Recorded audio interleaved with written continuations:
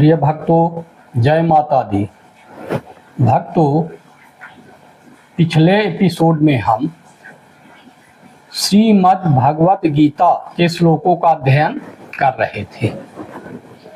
5वें अध्याय तक के श्लोकों का अध्ययन किया था।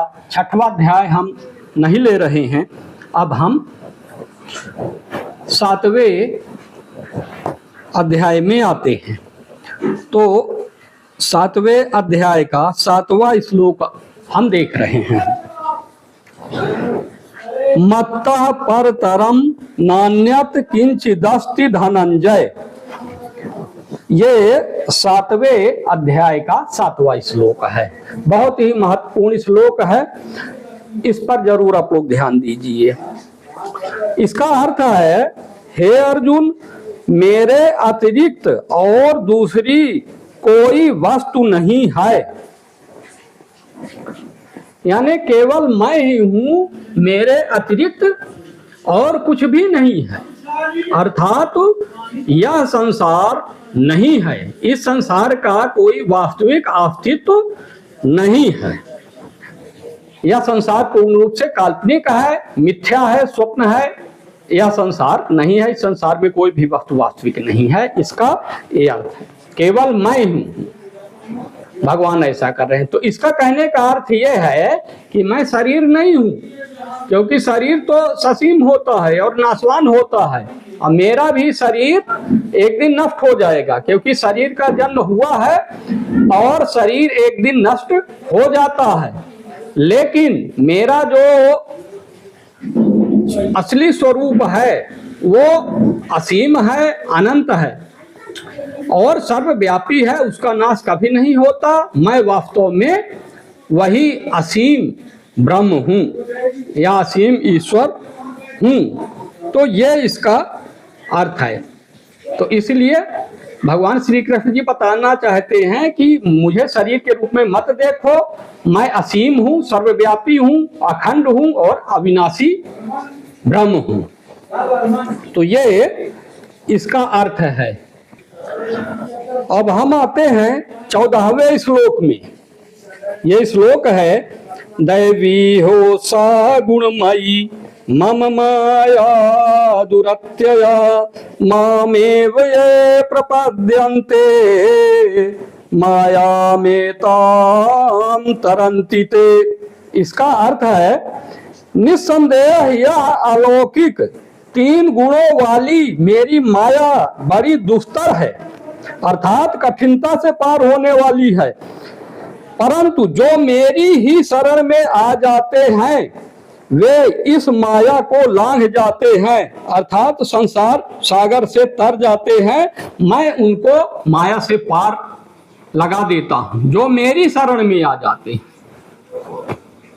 मेरी माया को लांघ पाना अत्यंत कठिन है, असंभव है। जीव स्वयं मेरी इस माया को पार नहीं कर सकता। इसलिए जीव का यह धर्म है कि वह मेरी शरण में आए। मैं ही ईश्वर हूं और यह मेरी माया बहुत कठिन है पार करने में। तो मेरी शरण में जो आ जाता है मैं उसको माया से पार लगा देता हूं, ऐसा भगवान कह रहे हैं।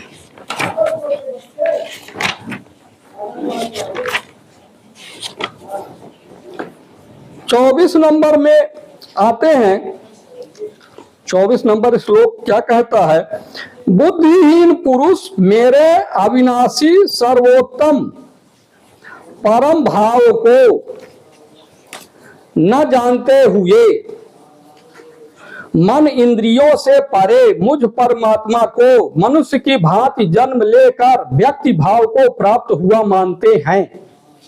अपने बारे में भगवान इसमें बता रहे हैं कि जो बुद्धिहीन लोग हैं, अज्ञानी लोग हैं, वे मेरे अविनाशी स्वरूप को नहीं जानते, जबकि वही मेरा असली स्वरूप है। मैं तो मन इंद्रियों से परे हूं, इंद्रिय मन बुद्धि से परे हूं और मैं शरीर नहीं हूं। लोग मुझे शरीर के रूप में ही देखते हैं और जानते हैं, जो अज्ञानी हैं। तो अज्ञानी लोग मेरे यथार्थ स्वरूप को नहीं जानते। मेरे शरीर का जन्म होता है और मेरे शरीर की मृत्यु होती है। जिस शरीर को मैंने धारण किया है वह शरीर मुझसे अलग है। इस शरीर को मैं धारण करता हूँ, ये धारण की हुई चीज है जो कि एक दिन जन्म लेती है और नष्ट हो जाती है। लेकिन मैं अविनाशी तत्व हूँ, मैं नष्ट नहीं होता, न मेरी कभी मृत्यु होती। मैं अजन्मा हूँ, नित्य हूँ, सदा से हूँ और सदा रहूंगा। ये भगवान कह रहे हैं कि लोग मुझे अपनी ही तरह मनुष्य समझते हैं। जैसे जीव अल्पज्ञ होता है, मनुष्य अल्पज्ञ होते हैं, तो मुझे भी ऐसे अल्पज्ञ व्यक्ति समझते हैं, जबकि मैं सर्वज्ञ हूँ और मैं शरीर नहीं हूँ, मैं देह से परे हूँ, मैं देही हूँ, मैं देह को धारण करता हूँ। ये धारण की हुई चीज देह है, देह मेरा स्वरूप नहीं है, ये भगवान कह रहे हैं। 25 नंबर में देखते हैं, अपनी योग माया से छिपा हुआ मैं सबके प्रत्यक्ष नहीं होता हूं। मैं छिपा रहता हूं अपनी योग माया से, प्रत्यक्ष नहीं होता हूं, ये भगवान कह रहे हैं। गोस्वामी तुलसीदास जी ने भी कहा है, पुराइन सघन ओट जल भेगी न पाइय मर्म, माया छन्न न देखिए जैसे निर्गुण ब्रह्म। तो निर्गुण ब्रह्म माया की ओट में छिपे रहते हैं, माया की आड़ में छिपे रहते हैं, माया रूपी पर्दा रहता है, इसलिए निर्गुण ब्रह्म बाहर से नहीं दिखते, बाहरी जगत से नहीं दिखते। जैसे कमल के पत्ते से जलाशय का पानी ढका रहता है, उसी प्रकार मैं भी अपने आप को प्रत्यक्ष नहीं करता। इसलिए यह मोह में फंसा हुआ ज्ञानी संसार मुझ जन्म रहित अनादि अविनाशी परमात्मा को नहीं पहचान पाता, अर्थात मुझे भी जन्मने मरने वाला एक साधारण मनुष्य ही समझता रहता है। यह अज्ञानियों की पहचान है। अज्ञानी लोग भगवान अवतार लेते हैं तो उन भगवान को भी जन्म लेने वाला और मरने वाला समझते हैं, जबकि उनका शरीर मरता है। शरीर तो सबका मरेगा एक दिन, क्योंकि शरीर का ही जन्म होता है तो उसे मरना ही है। तो ये 25 नंबर है। 26 नंबर में आते हैं,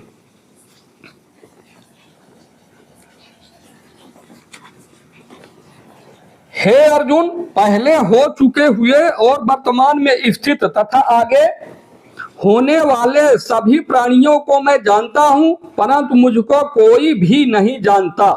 अर्थात सभी प्राणियों का भविष्य मुझे मालूम है, वर्तमान भी मालूम है, भूतकाल भी मालूम है। लिखा है, पहले हो चुके हुए और वर्तमान में स्थित तथा आगे होने वाले प्राणियों को मैं जानता हूं।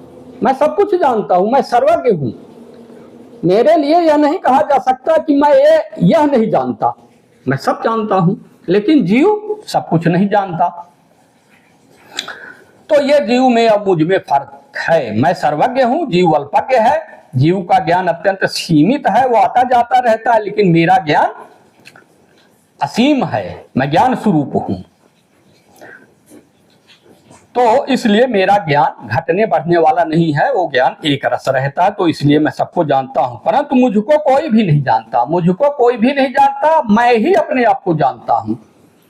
हाँ, मैं अगर जीव को बताऊं तभी जीव मेरे स्वरूप के बारे में जान सकता है। तो अर्जुन को ऐसा भगवान समझा रहे हैं कि अर्जुन, तुम मुझे जानो, तुम मुझे ठीक ठीक नहीं जान पा रहे हो। तुम मुझे शरीर मत जानो, मैं तो देही हूं, मैं आत्मा हूं, ब्रह्म हूं, ऐसा तुम जानो। आते हैं अब 8वें अध्याय में। 8वां अध्याय क्या कहता है?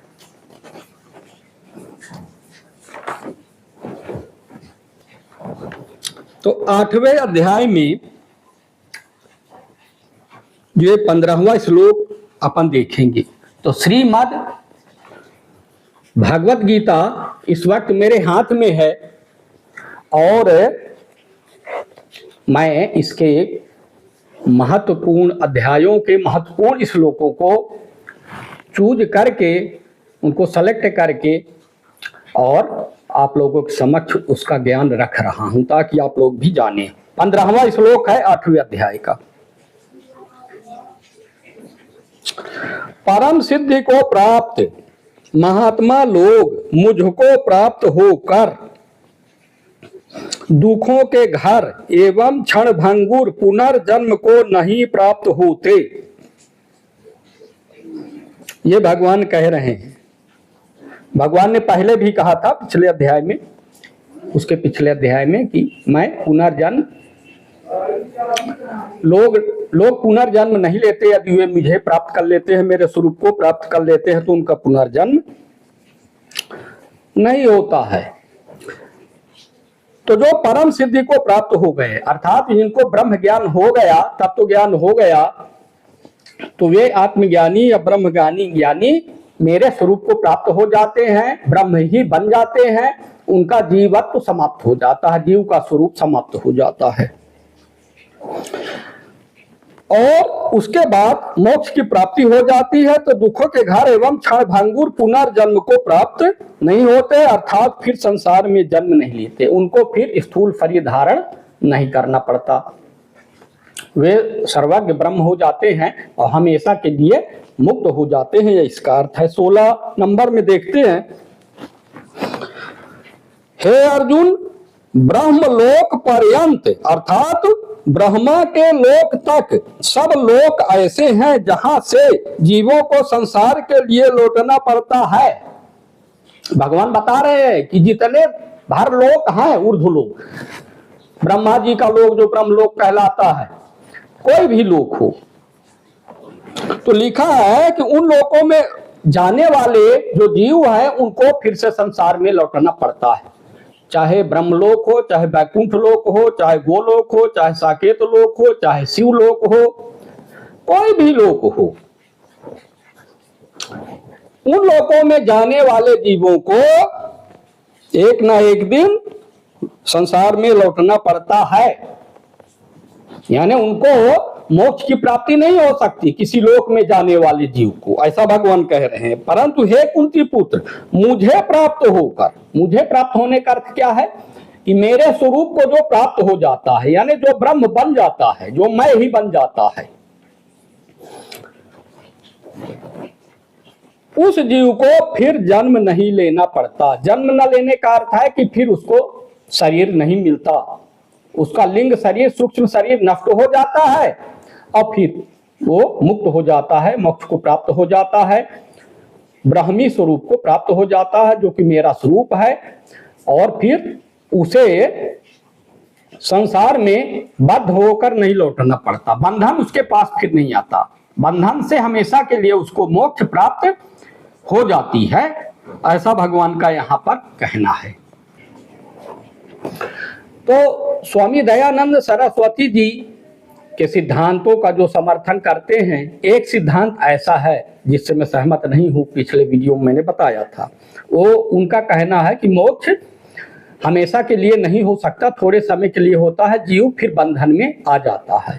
तो मोक्ष होता है तो हमेशा के लिए होता है, और किसी लोक में जाना मोक्ष नहीं कहलाता। जैसे वैकुंठ धाम में चले गए तो मोक्ष नहीं होगा, कहीं भी किसी भी लोक में चले जाएं तो मोक्ष नहीं होगा।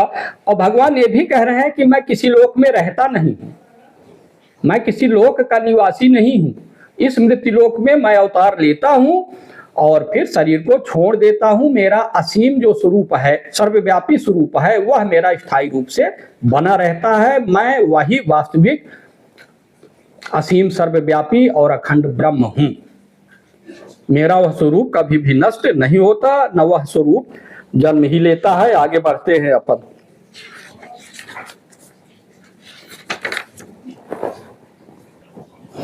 अब हम श्रीमद् भगवत गीता के 9वें अध्याय में आते हैं, चौथा श्लोक देखते हैं। भगवान कहते हैं अर्जुन से, मुझ निराकार रूप परमात्मा से यह संसार व्याप्त है, यह समस्त संसार मुझ निराकार रूप परमात्मा से व्याप्त है। अब यहां ध्यान दीजिए, व्याप्त लिखा है, यानी सर्वव्यापी अपने आप को भगवान कह रहे हैं कि मैं सर्वव्यापी हूं, मैं ससीम नहीं हूं, मैं परिच्छिन्न नहीं हूं और मैं एक देशी नहीं हूं, ऐसा तुम जानो। और मैं सर्वव्यापी हूं, संसार मुझसे व्याप्त है और मैं निराकार रूप हूं। यहां देखिए निराकार शब्द भी आया है, तो भगवान अपने आप को निराकार भी बता रहे हैं, सर्वव्यापी भी बता रहे हैं, असीम बता रहे हैं। इसीलिए हम कहते हैं कि परमात्मा असीम है, सर्वव्यापी है, लेकिन वे निराकार भी हैं। असीम का कोई आकार नहीं होता, इसीलिए वे निराकार भी हैं। आकार केवल ससीम का ही होता है, साइज और शेप ससीम वस्तु का होता है। जो सीमाबद्ध हो, जो सीमा रहित है, वो तो असीम है, उसको साइज और शेप में नहीं बांधा जा सकता, उसका कोई आकार नहीं हो सकता, वो ससीम नहीं हो सकता। तो अपने आप को निराकार भी बता रहे हैं। फिर कहते हैं सकल प्राणी तो मेरे भीतर हैं, यानी सभी प्राणी समस्त लोग मेरे अंदर हैं, लेकिन मैं उनमें स्थित नहीं हूं, मैं उनके अंदर नहीं हूं। इसका अर्थ क्या है? इसका अर्थ है कि मैं सिर्फ उनके अंदर नहीं, उनके बाहर भी हूं, मैं तो सर्वव्यापी हूं। तो मैं ऐसा नहीं हूं कि प्राणियों के केवल अंदर हूं, बाहर नहीं हूं, ये इसका अर्थ है, यानी अंदर भी हूं, बाहर भी हूं। तो कह रहे हैं कि परंतु मैं उनमें स्थित नहीं हूं। तो इसका अर्थ यानी जैसे हम लोग कहते हैं ना कि परमात्मा ईश्वर तो सबके हृदय में वास करते हैं, सबके अंतःकरण में उनका वास होता है। तो यहाँ तो भगवान कह रहे हैं कि मैं उनमें स्थित नहीं हूं, लेकिन इसका अर्थ यह है कि अंदर तो स्थित हूं, लेकिन मैं बाहर भी स्थित हूं, मैं अखंड रूप से सर्वव्यापी हूं, अंदर बाहर सब जगह मैं ही मैं हूं, मैं ही मैं हूं, मैं ही मैं हूं, दूसरा कोई नहीं। फिल्म राम तेरी गंगा मैली में ये गाना है ना, राजीव कपूर जी गाते हैं, देखते हैं, मैं ही मैं हूं, मैं ही मैं हूं, दूसरा कोई नहीं। तो भगवान यहाँ पर यही कह रहे हैं कि केवल मैं ही मैं हूं, ऐसा जानो, दूसरा तो कोई है ही नहीं है। और मैं निराकार हूं, असीम हूं, तुम ऐसा जानो। शरीर को मेरा स्वरूप मत जानो, मैं शरीर नहीं हूं, शरीर को तो मैंने धारण किया है, ये शरीर मुझसे अलग है, धारण की हुई चीज है, और धारण की हुई चीज जन्म लेती है, मरती भी है। ये माध्यम है, इस शरीर के माध्यम से ही मैं लीला करता हूं। यदि यह स्थूल शरीर मुझे न मिले तो मैं लीला करूंगा कैसे, स्वयं को व्यक्त कैसे करूंगा, कैसे देखूंगा, कैसे बोलूंगा, कैसे सुनूंगा, कैसे सब कर्म करूंगा। तो देह तो चाहिए ना, स्थूल देह चाहिए, तभी मैं लीला कर सकूंगा। अपने इस रंगमंच पर, जो संसार रूपी रंगमंच है, इस पर मेरी लीला चल रही है, और लीला करने के लिए ही मैं अवतार लेता हूं। ये कहने का अर्थ है जो मैंने अर्थ निकाला है। आगे बढ़ते हैं, अपन 9वां अध्याय ही देख रहे हैं। 10 नंबर श्लोक। हे अर्जुन, मेरी अध्यक्षता में ही प्रकृति अर्थात मेरी माया रूपी शक्ति, अपनी शक्ति को कह रहे हैं माया रूपी शक्ति। तो मेरी जो माया शक्ति है वो स्थावर जंगम सहित संपूर्ण जगत को उत्पन्न करती है, अर्थात रचती है, और इस कारण से ही यह संसार आवागमन रूप चक्र में घूमता है। यानी मेरी जो माया है, मैं कुछ नहीं करता, मेरी माया सब कुछ करती है, संसार को रच देती है, समस्त चर अचर प्राणियों को रच देती है, उनकी रचना करती है, और मेरी अध्यक्षता में ऐसा करती है मेरी प्रकृति। मेरी जो माया शक्ति है, मेरी योग शक्ति है, योग माया है, कई नाम है इसके, इसको माया भी कह देते हैं, गोस्वामी तुलसीदास जी ने माया कहा है इसको। तो मेरी अध्यक्षता में, यानी मेरी देख रेख में मेरी प्रकृति सब कुछ करती है। जैसे राजा होता है ना, तो राजा थोड़ी कुछ करता है, राजा का मंत्री सब कुछ करता है। राजा केवल आदेश देता है मंत्री को, ऐसा करो वैसा करो, काम सब हो जाता है। तो इसी प्रकार भगवान के काम होते रहते हैं, जिसको मैं ऑटोमेटिक सिस्टम बोलता हूं या ऑटोमेशन बोलता हूं। अपने पिछले वीडियोज में मैं बोल चुका हूं कई बार। वही है माया शक्ति, उसको योग शक्ति कहिए, योग माया कहिए, या माया कहिए, या यहाँ पर कह रहे हैं माया रूपी शक्ति, क्या योग माया। वही ऑटोमेटिक सिस्टम है, ऑटोमेशन भगवान ने बना रखा है। अब वो ऑटोमेटिक सिस्टम के द्वारा सब कुछ ऑटोमेटिकली होता रहता है, भगवान को कुछ करना थोड़ी पड़ता है। बहुत लोग कहते हैं ब्रह्मा जी इस संसार की रचना करते हैं, कुछ लोग कहते हैं ब्रह्मा जी अविनाशी हैं, कुछ लोग कहते हैं नहीं, ब्रह्मा जी की भी एक दिन मृत्यु हो जाती है। इस बारे में हम आगे बात करेंगे, बस आप मेरे वीडियो देखते जाइए पूरा पूरा, और मेरे चैनल को सब्सक्राइब करना सबसे ज्यादा जरूरी है। लोग मेरे वीडियो तो देख लेते हैं कुछ समय तक, लेकिन चैनल सब्सक्राइब नहीं करते। तो जब आप चैनल सब्सक्राइब नहीं करेंगे तो मेरे सभी वीडियो तक आप पहुंचेंगे कैसे? तो ये 20वें नंबर का एपिसोड है, तो मेरा चैनल आप सब्सक्राइब कर लीजिए और 1 नंबर वीडियो से देखिए। श्री अनिरुद्धाचार्य जी से मैंने जो बातचीत की थी वृंदावन में 1 सितंबर को, उसके अंश भी पहले वीडियो में है, तो वहां से देखना शुरू करेंगे, तब यथार्थ ज्ञान हो पाएगा आपको। तो यहाँ पर भगवान ऐसा कह रहे हैं कि मेरी जो माया शक्ति है वो सब कुछ करती है, मैं कुछ नहीं करता, मेरी अध्यक्षता में वो करती है, मेरी देखरेख में। मैंने ही अपने शक्ति से इसको बनाया है, इसको क्रिएट किया है अनंत काल पहले, अनादिकाल पहले। जब से मैं हूं तभी से मेरी माया शक्ति है, यही सब कुछ करती है। तो 11 नंबर में देखते हैं क्या है। मेरे परम तत्व को न जानने वाले भ्रमित हुए अज्ञानी लोग मनुष्य का शरीर धारण करने वाले मुझ सकल भूतों के महान ईश्वर को तुच्छ समझते हैं। यानी मुझे साधारण मनुष्य मात्र जानते हैं, मेरे परम तत्व को या उत्कृष्ट स्वरूप को नहीं जानते, कि मैं वास्तव में कौन हूं ये नहीं जानते। मनुष्य जो अज्ञानी, वो भ्रमित हुए, लिखा है न जानने वाले भ्रमित हुए अज्ञानी लोग मनुष्य का शरीर धारण करने वाले। ध्यान दीजिए, यहां साफ साफ भगवान कह रहे हैं कि मैं शरीर नहीं हूं, मैं शरीर को धारण करता हूं, लिखा ना।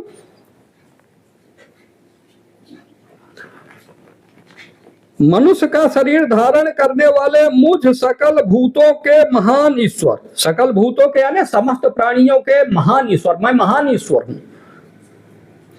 तो मुझे तुच्छ समझते हैं, मुझे साधारण मनुष्य मात्र समझते हैं। जैसे अपने आप को समझते हैं वैसे मुझे समझते हैं, मुझे नहीं जान पाते, मेरे यथार्थ स्वरूप को नहीं जान पाते। तो ये इसका अर्थ है। अब हम 29 नंबर श्लोक देखते हैं इस 9वें अध्याय का।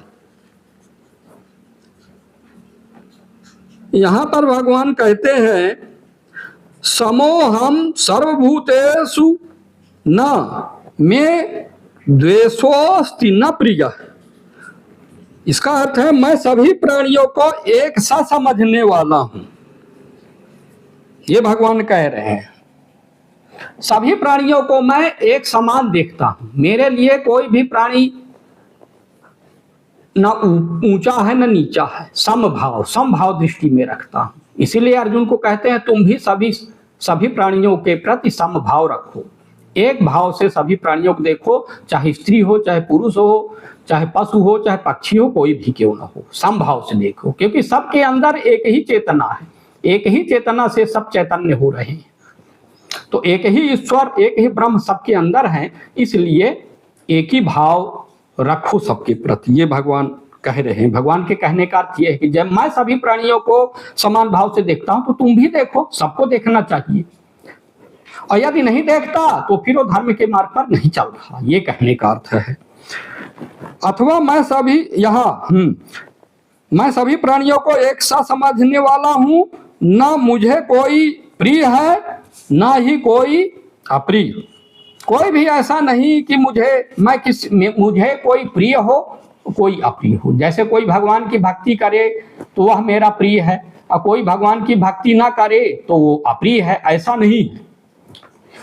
मुझे कोई माने या ना माने, मेरी भक्ति करे या ना करे, मैं तो सबको समान भाव से देखता हूं। कोई आस्तिक हो या नास्तिक हो या एग्नोस्टिक हो, एग्नोस्टिक भी है तो भी कोई दिक्कत की बात नहीं है, मेरे लिए सब समान है। क्योंकि सबकी रचना करने वाला मैं ही हूं, मैं अपनी माया शक्ति से सबकी रचना करता हूं और मैं ही सबका एकमात्र कारण हूं, ऐसा भगवान कह रहे हैं। तो ये अगला अध्याय हम अगले एपिसोड में देखेंगे। तब तक के लिए हर हर महादेव।